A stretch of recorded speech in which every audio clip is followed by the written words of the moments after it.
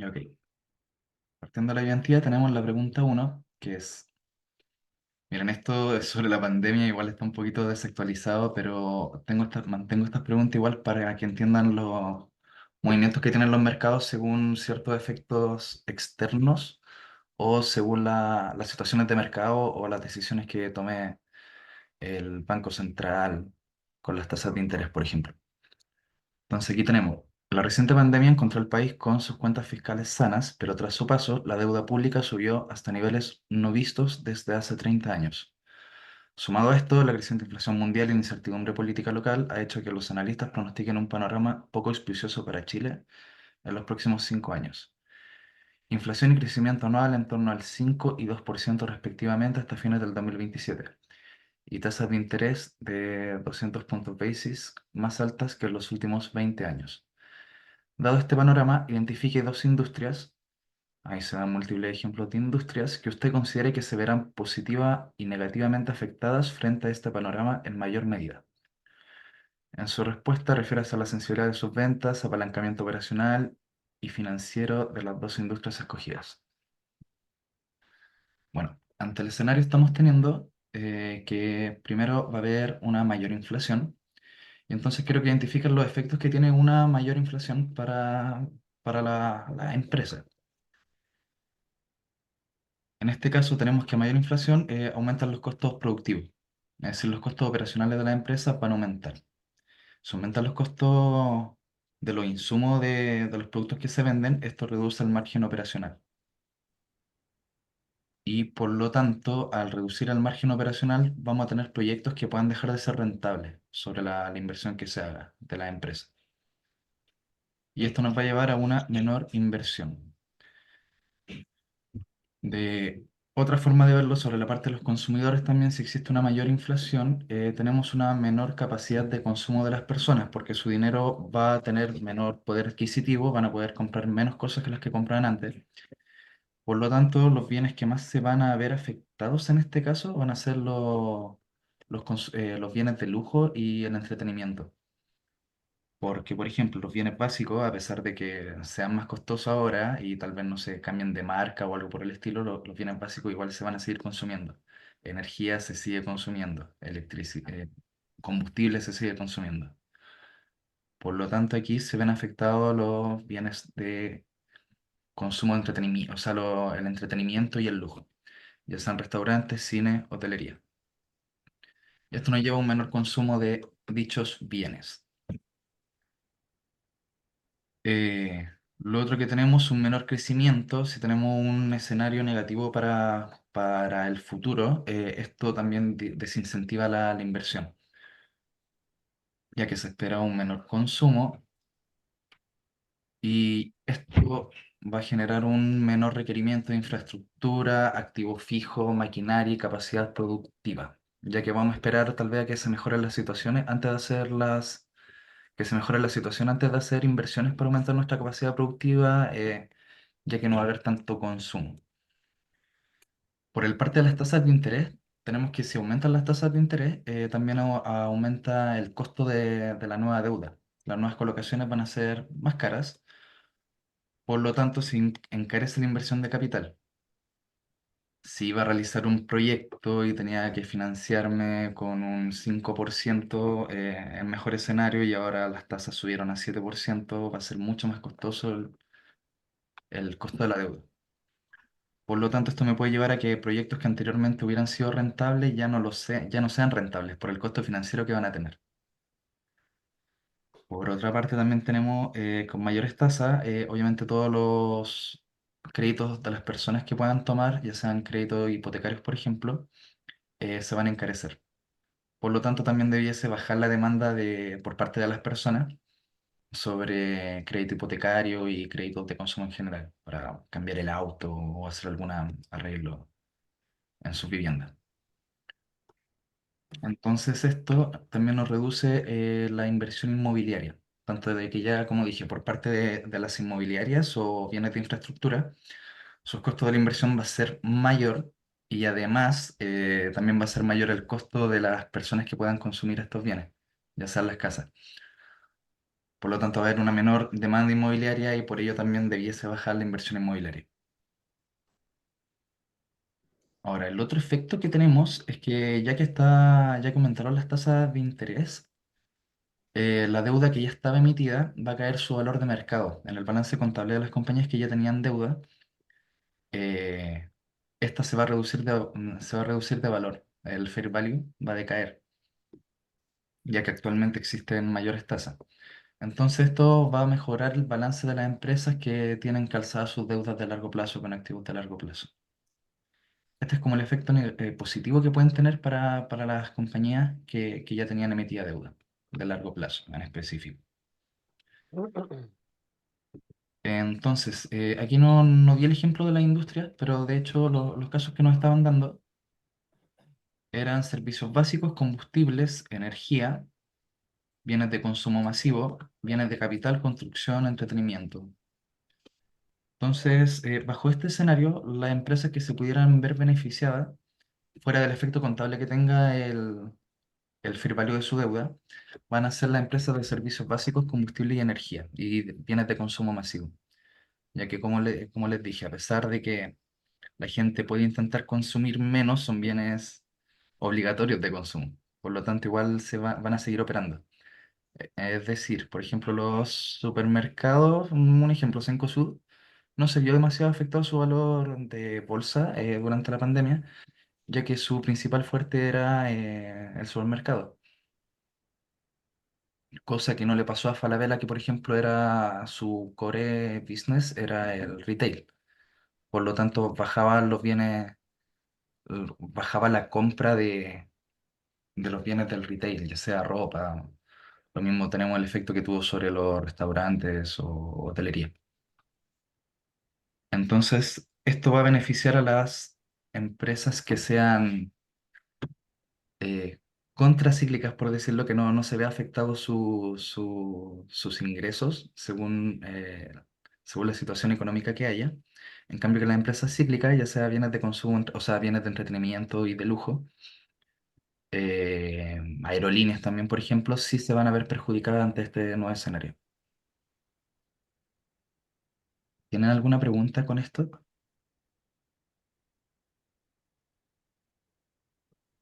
No por mi parte. Mm. Ok, espero se entienda la lógica. Es como lo que intentaba transmitir. Ok, pregunta 2. ¿En qué caso es recomendable utilizar el modelo de flujo de caja descontados en lugar de alguno de los modelos de dividendos descontados presentados en clase? Ok, el tema de los dividendos descontados es que estos solamente se pueden utilizar para empresas maduras que ya tienen establecida sus ingresos, su rentabilidad y por ende ya están acostumbradas a repartir dividendos de forma regular. Por lo tanto, para una nueva empresa, para un emprendimiento, que probablemente los primeros 5 años sean solamente pérdida, inyección de capital o emisión de nuevo capital mediante emisión de acciones, no van a estar pagando dividendo al principio, sino que van a ser solamente inversión, como fue el caso de Amazon en su momento, ahora que se puede ver en Mercado Libre. Por lo tanto, no están pagando dividendos.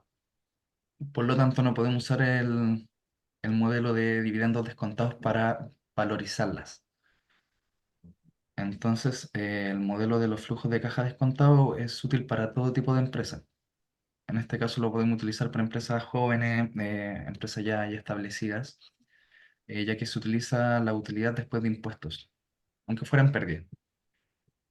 En este caso se pueden utilizar las proyecciones que tengan a futuro de los ingresos y rentabilidad que se espera en el futuro para este tipo de empresas. Por lo tanto, desventaja del modelo de dividendos descontados es que solamente se puede utilizar para empresas ya establecidas, sean, un ejemplo, McDonald's, Coca-Cola, que son empresas muy dividenderas, y que no se va a poder utilizar para nuevas empresas que estén recién iniciando sus operaciones o que aún no tengan su rentabilidad de largo plazo establecida. ¿Alguna consulta? José, una pregunta, perdón, que yo entré como 3 minutos tarde a la ayudantía. ¿Este Excel lo vas a compartir después? Sí, por supuesto. Sí, obvio. Buenísimo. Dejo la Vale, grabación de la ayudantía y el Excel ahí para que puedan revisar las fórmulas bien y todo el desarrollo. vale, muchas gracias. De nada. Ok. Pregunta 3 dice, la evidencia empírica en los últimos 20 años muestra que el riesgo total, medido como varianza de las acciones individuales, se ha incrementado en todos los mercados del mundo, por encima del riesgo de mercado, el cual ha tenido una tendencia levemente decreciente. Esto apunta a que ha sido un componente del riesgo específico, no sistemático, el que ha ido al alza en este periodo. ¿Cuáles son las decisiones de inversión menos probables que un gestor de activo tomaría si esta evidencia se mantuviera en los próximos 10 años? Es decir, estamos viendo que actualmente el riesgo específico de las acciones está aumentando. Sin embargo, el riesgo sistemático, el riesgo de mercado, entendido como el combinado de las acciones, ya sea por ejemplo un índice, el S&P 500 o el IPSA, la volatilidad de estos índices está decreciendo. El riesgo sistemático, el riesgo de mercado. Por lo tanto, ¿qué es lo que debiésemos hacer? Aquí les voy a hacer como la segregación de los tipos de activos que se pudieran invertir y a qué riesgo están más afectados. Entonces aquí tenemos, por ejemplo, la renta variable, basado como en mercado o índices, tiene un tipo de riesgo sistemático. Y estamos diciendo que este riesgo, el sistemático, es el que está decreciendo. El otro tipo de activos que podemos invertir sería la renta fija, ya sean bonos, depósitos a plazo, sean soberanos o corporativos. En este caso, los tipos de riesgos que estamos enfrentando, si, ojalá si sacamos la tasa libre de riesgo, el riesgo soberano, si nos basamos en el riesgo corporativo, tenemos un riesgo de tasas de interés, riesgo de crédito, riesgo de inflación y riesgo de liquidez. Es decir, no está tan ligado a la volatilidad que tenga en el precio de las acciones, sino que más bien el comportamiento que tenga una compañía. O sea, no ni siquiera el riesgo de la compañía, si estamos hablando de que son todas de un mismo nivel de riesgo, de una misma clasificación crediticia, van a estar más afectadas por las tasas de interés, el riesgo de crédito, el riesgo de inflación, el riesgo de liquidez. No estamos hablando de riesgo de volatilidad, de riesgo sistemático o específico. Se enfoca en otros factores. En cambio, si tomamos la inversión activa, entendiendo que en esto estamos tomando, nuestro portafolio está compuesto por múltiples acciones específicas que vamos tomando, que vamos variando nuestras posiciones sobre cada una de las acciones, aumentando la posición, disminuyéndola o tomando posiciones en corto. Con esta inversión activa sobre acciones específicas, estamos hablando de riesgo específico, porque nuestro tipo de riesgo va a estar ligado al riesgo particular de cada una de las acciones que estamos tomando. Y nos están diciendo que este riesgo específico es el que está en aumento en el último tiempo y se espera que siga así en el futuro. Por lo tanto, aquí teníamos los ejemplos. Eh, ¿Qué es lo que aquí siempre ojo con los enunciados de cuando les preguntan de si es la inversión, aquí dice, por ejemplo, la inversión menos probable o lo más probable, qué es lo óptimo para hacer, qué sería lo no óptimo para hacer? Ojo con eso. Así que dice, aumentar la relación renta variable versus renta fija en los portafolios balanceados. O disminuir la relación renta variable versus renta fija de los portafolios balanceados, aumentar la magnitud de inversión activa en los portafolios de renta variable, o disminuir la magnitud de inversión activa en los portafolios de renta variable. Bueno, aquí lo que sería no óptimo, lo que no debiésemos hacer, sería aumentar la magnitud de inversión activa en los portafolios, porque estamos hablando que el riesgo específico de cada una de las acciones está en aumento. Y lo otro que no se debiese hacer, aumentar la relación renta variable. Lo otro que no se debiese hacer sería disminuir la relación de renta variable versus renta fija en los portafolios balanceados. Porque aquí estamos hablando con la relación renta variable, estamos hablando de portafolios de mercado o índices. Entonces, esta renta variable está ligada al riesgo sistemático y esta está en disminución. Si estamos teniendo una menor volatilidad y ceteris paribus estamos manteniendo el mismo nivel de rentabilidad, No debiésemos bajar nuestra ponderación sobre la renta variable. ¿Tienen alguna consulta con esto?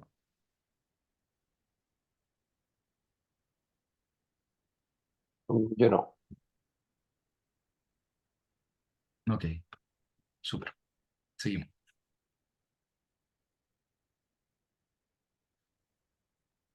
Ok, dice,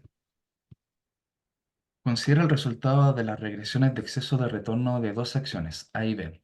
La tasa libre de riesgo del periodo fue del 2%. El promedio de presión estándar de la rentabilidad del índice de mercado fue de 10 y 19% respectivamente.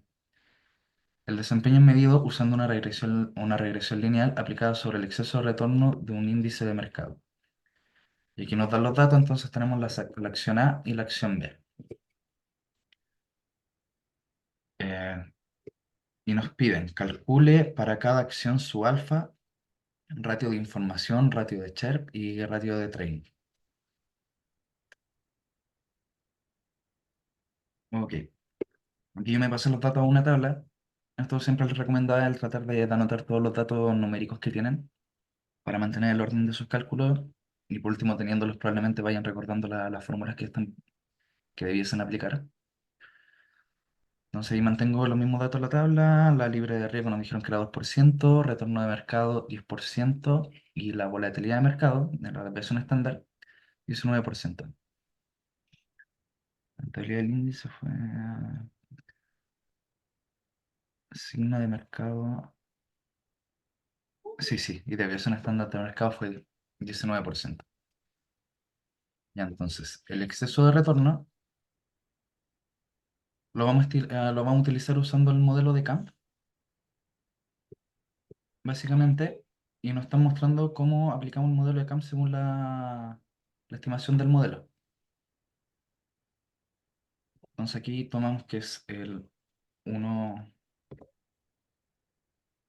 el 1% más el beta de la acción. Aquí no nos especifican qué es el beta, pero esto que ustedes entienden cuando ven esta formulación del modelo de que la pendiente que está acompañando el premio por riesgo de la acción o de un índice o portafolio sería el beta.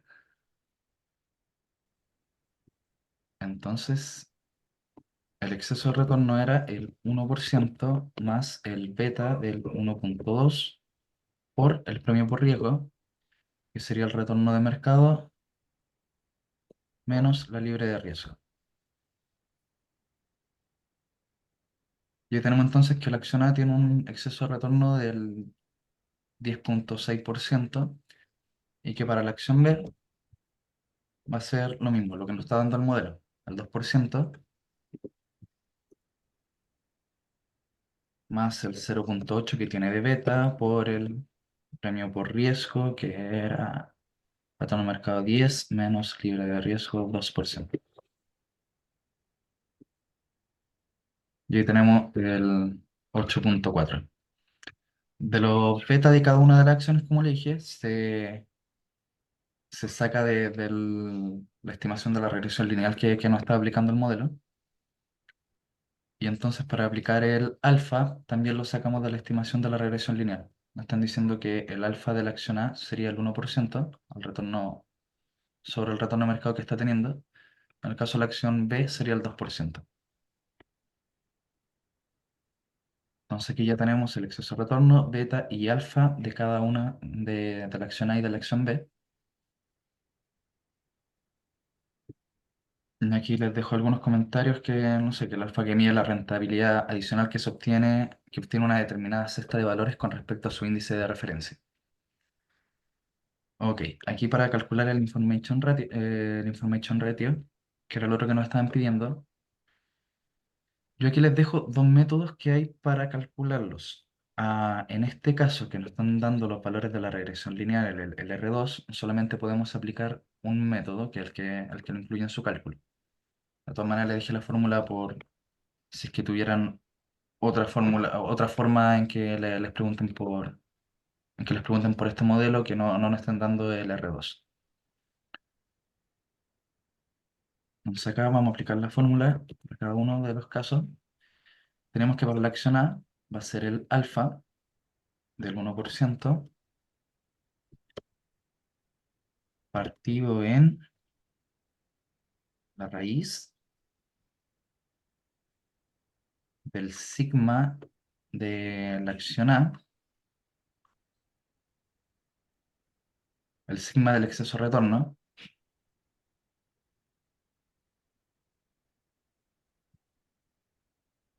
y esto va a ir al cuadrado, menos el beta de A, que sería el 1,2, por el sigma de mercado al cuadrado. Eso nos están pidiendo la varianza del mercado.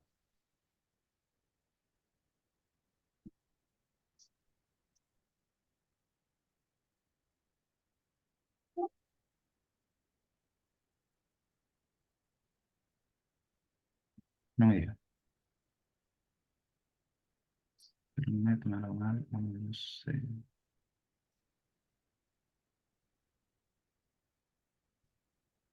No sé. Ah, mi mal la fórmula. Disculpen. Acá no tomamos el alfa del 1% partido. Es con el método uno, ¿no? Sí, sí, lo estaba sacando con el método 2. Miré mal, disculpa. Perfecto. Entonces teníamos el alfa partido en la raíz de uno menos el R2,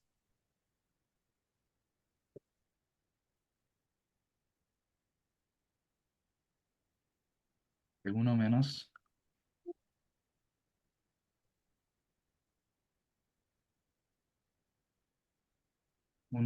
el R2, y esto por el sigma del exceso retorno, al cuadrado, es decir, por la varianza del exceso retorno. Ahora sí.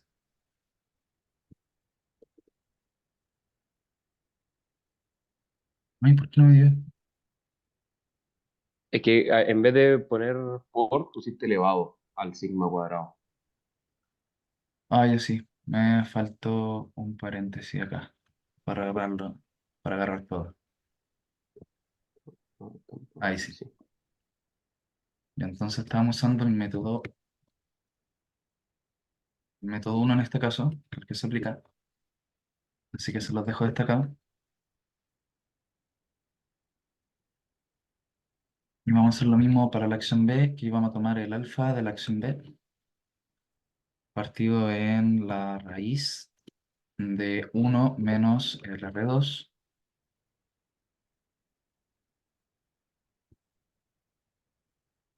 y esto por el sigma del exceso retorno, al cuadrado, es decir, por la varianza del exceso retorno.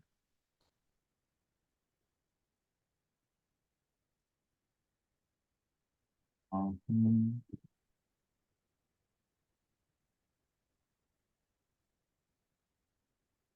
Ya está. Entonces tenemos el information ratio de ambas acciones. Para el ratio de Sharpe vamos a usar el premio por riesgo de cada acción partido en la desviación estándar del exceso de retorno. Por lo tanto, esto fue lo que primero sacamos, el exceso de retorno, que sería el A, partido por la desviación estándar del exceso de retorno.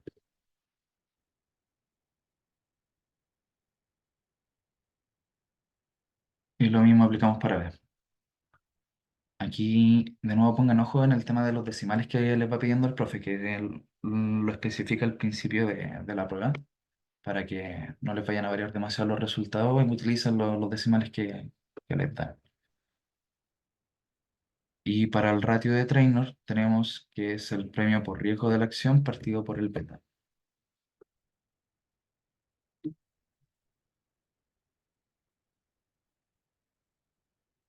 Entonces tenemos que es premio por riesgo de la acción,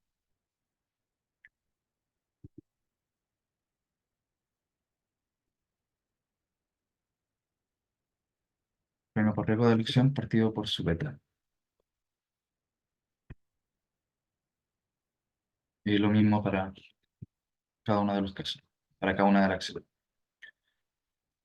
Y ahora aquí pregunto, Perdona, José, cuéntame. perdona. Al final, ¿el exceso de retorno de cada acción es el premio por riesgo de esa acción? ¿O el premio por riesgo no era el retorno de mercado menos la libre de riesgo? Sí, sí, sí, a ver, usualmente se toma que el premio por riesgo, cuando aplicas el CAMP, es el retorno que te da tu portafolio, tu activo, menos el riesgo menos la libre de riesgo. En este caso, ya que estás aplicando un modelo, se toma que el exceso de retorno de la acción es como tu El premio por premio riesgo. por riesgo en base al modelo que estás aplicando. Perfecto, perfecto. Gracias. De nada. Ah, por si acaso, cuando se corte la grabación, les pido que se vuelvan a conectar al mismo link, ¿ya? Así podemos seguir. Ok, entonces ahora nos están pidiendo, según los resultados que tiene la acción en cada uno de los ratios, ¿cuál sería mejor para incluir en un portafolio? De aquí se tienen que ver las definiciones, o sea, las aplicaciones más óptimas para cada uno de estos ratios. Y va a ser que para que el activo riesgoso que estamos tomando sea parte de un portafolio, lo más óptimo es mirar por el ratio de Trainor. Cuando solamente estamos evaluando un único activo riesgoso, tenemos que irnos por el que tiene el mayor ratio de Char. Y en caso de que sea parte de un portafolio activo, es decir, que va a tener, que va a ir variando su ponderación sobre cada uno de los activos, se debiese tomar el Information Ratio. Entonces, en este caso, nos pedían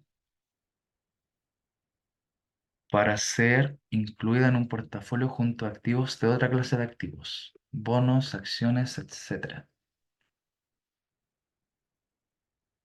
Entonces, en base a esto, parte de un portafolio, como va a ser parte de un portafolio, debiésemos tomar el ratio de trainer, que tiene mayor ratio de trainer. En este caso, debiésemos ver por la acción B.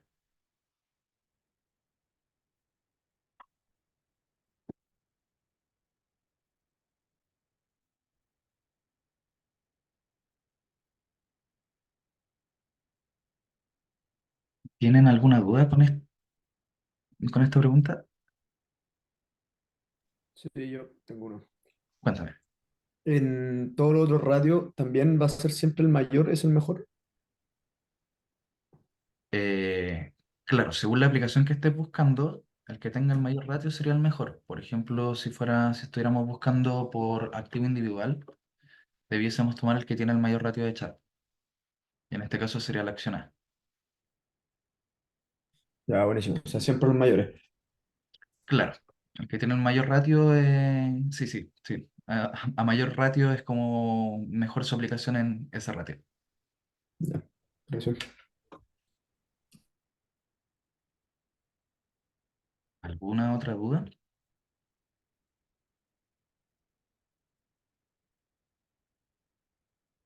Bueno, ahí lo otro si tienen que repasar alguna fórmula o algo así, como les dije, les va a quedar el Excel para que puedan escribirlo bien, memorizarlo, etcétera.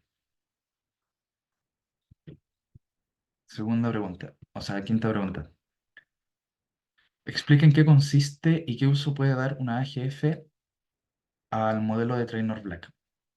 Aquí nos da la respuesta que el modelo de Trainor Black sirve para elegir de forma óptima la mezcla entre inversión activa y pasiva, agregando al trade-off tradicionalmente el riesgo sistemático versus el retorno esperado.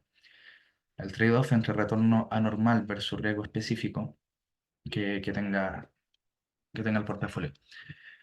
El modelo es flexible al punto de poder acomodar fácilmente restricciones de cartera, restricciones de tracking error y predicción imperfecta. Una EGF puede usar el modelo de Trainor Black para decidir cómo y con qué intensidad combinar la toma de riesgo sistemática que refleja el trade-off de riesgo-retorno del inversionista.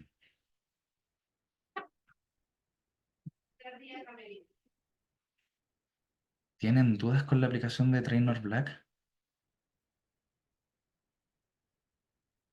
Esto como va utilizando la inversión activa, se entiende que se utiliza para ir equilibrando el portafolio que se tiene en base al riesgo sistemático y el premio por riesgo que van dando al retorno que van dando los activos.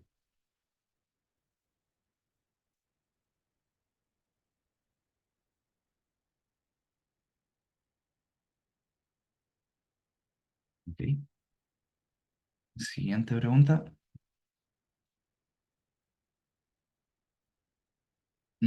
Esta pregunta debiesen preguntárselas, como históricamente siempre salen las pruebas y los exámenes. Así que pónganle ojo.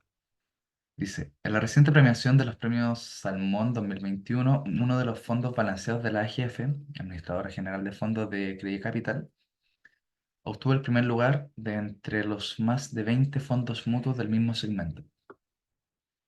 La siguiente tabla muestra la información del fondo y de su cartera referencial, el benchmark. Entonces ahí tenemos que este fondo está compuesto por renta variable, renta fija y money market. Y aquí tenemos las ponderaciones, el retorno del fondo, la ponderación del fondo y lo que hizo el benchmark, la ponderación que le dio a cada uno de los instrumentos y el retorno que tuvo el benchmark. El directorio de Credit Capital desea premiar al equipo. ¿Cómo sugeriría repartir el premio entre el área de estrategia encargada de la asignación de activos y los gerentes de inversión a cargo de la selección de activos de cada una de las clases de activos? Renta variable, renta fija y money market. Entonces aquí replico los datos que teníamos de la tabla y vamos a tener que para el retorno del fondo va a ser la ponderación que le dio a cada uno de la ponderación que le dio a cada uno de los activos por el retorno que tuvo cada uno de los activos. Entonces aquí básicamente es tomar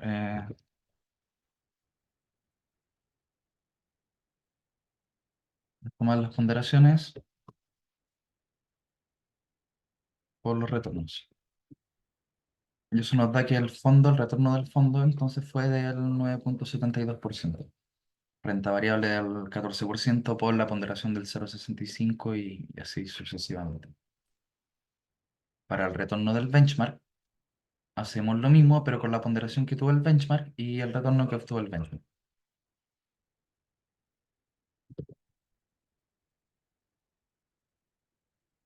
Entonces, ponderación benchmark,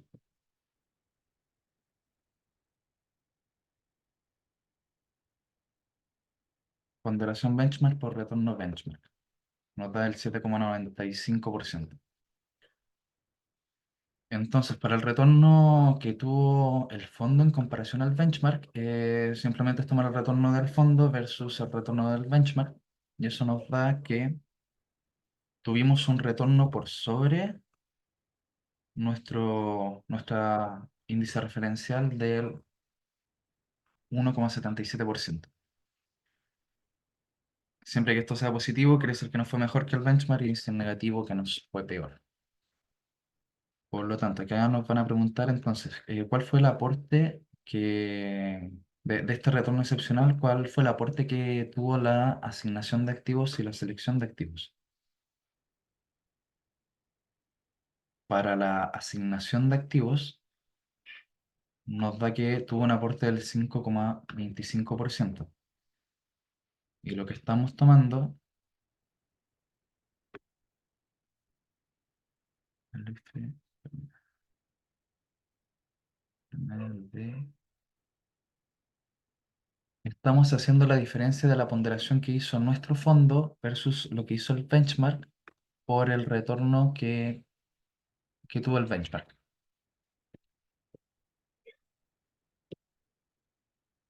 Entonces sería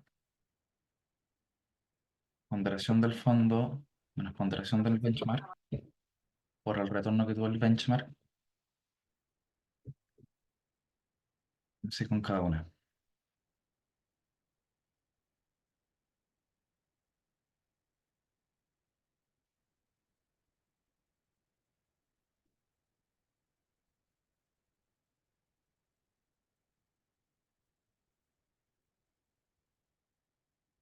Bueno, entonces tenemos que la asignación de activos tuvo entonces un aporte por sobre el benchmark del el 0,25%.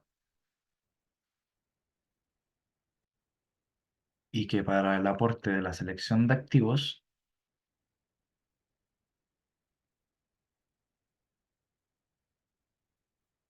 tenemos que ver la diferencia de lo que nosotros, ah, de lo que nosotros ponderamos sobre cada uno de los activos, sobre la diferencia, sobre la diferencia de los retornos. Entonces, ponderación del fondo por retorno del fondo menos retorno benchmark